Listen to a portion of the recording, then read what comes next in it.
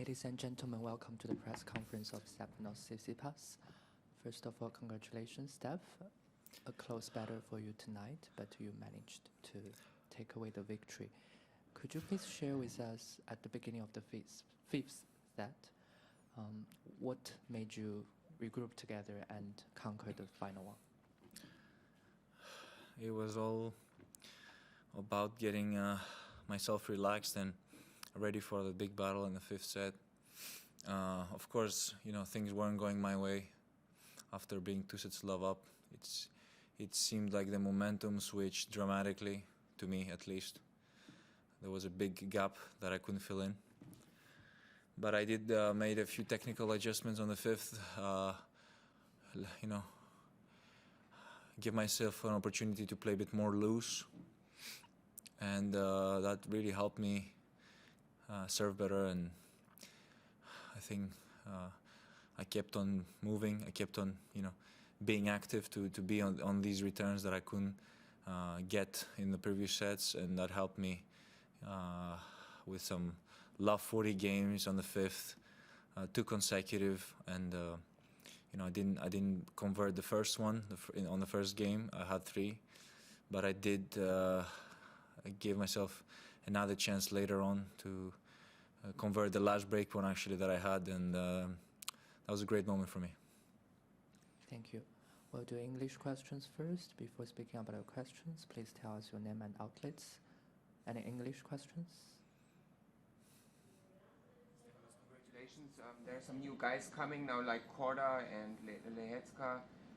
Do you feel, is there more pressure on winning a Grand Slam tournament because the depth gets deeper and deeper, and there are more guys who can really go for the title maybe? No. I play my game, Titles come if I play good, and that takes care of itself, I think. If you're able to play the best you can produce on the court, I feel like the rest just follows naturally. It's a natural flow of things. Putting pressure on yourself, there's enough. We're all dealing with pressure when we're playing. And for us, we are out there on a different race every single time. A race with different conditions, a race with a different player by our side, and I think that's something that most players are focused at. I wouldn't say too many players think of future events too much, because tennis is a sport in which you have to stay present. Otherwise, if your mind wanders around and creates sort of scenarios and situations, that's not really how you can play, I think, and peak in your performance. Thank you. Any more English questions? Congratulations. Speaking of Jannik, compared to last year you had a game plan, you executed. It was a pretty one-sided game. This one, you started also pretty dominant on court, but then he was able to turn it around. What was the best improvement on his side that you noticed throughout the game, and how did you adjust in the fifth? There was something that for sure I can look back to now and say that was not the best thing to do. Well, I think it's also important to keep it to myself. We have certain things that we want to keep to ourselves and get back and improve, and not everything has to be public, not everything has to be exposed and said.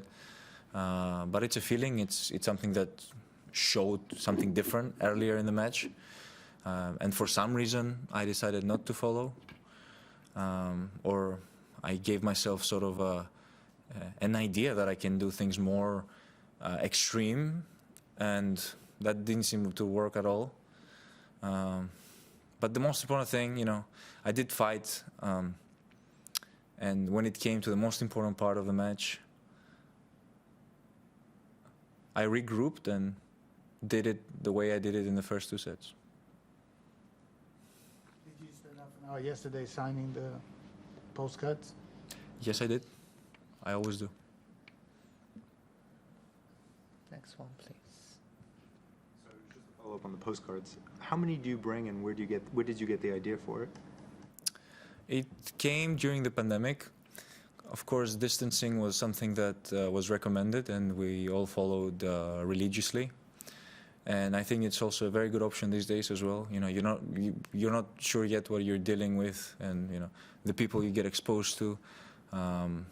Of course, the fans, you know, are the most important thing when we are there on the court.